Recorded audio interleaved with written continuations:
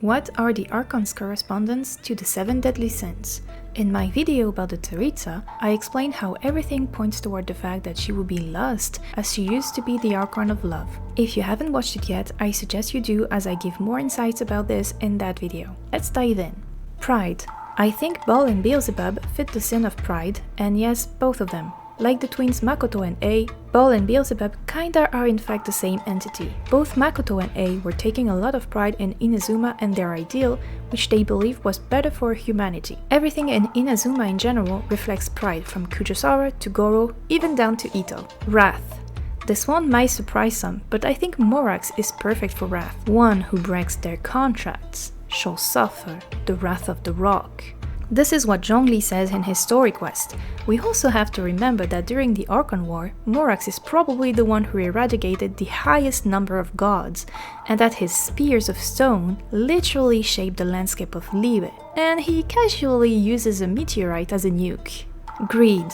Buer seems most fitting for greed. Sumeru is known for its insatiable thirst for knowledge, and not to mention that Nahida gave not one, but 2 noses to Dottore in exchange for more knowledge. Sloth.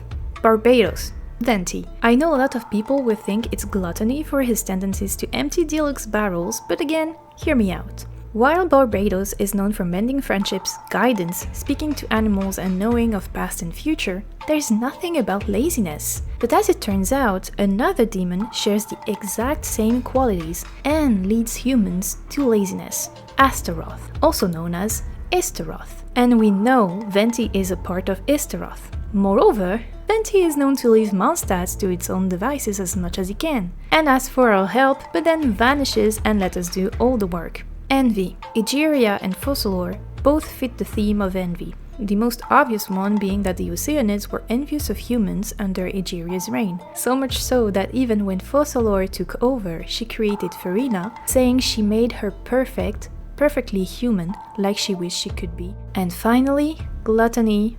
Murata. While we don't know much about Murata, if I look at the Pyro gemstone, who refers to Agni, the god of fire in Hinduism, he is said to be the mouth of the gods and the conduct by which offerings go to the gods. As Murata is surely linked to Himeko Murata, we also know that Honkai Himekos have a tendency to drink alcohol or coffee in Star Rail in abundant quantities. So what do you think? Thank you for watching. I'm curious to see if you have different theories about this, so let me know in the comments and I'll see you in the next one.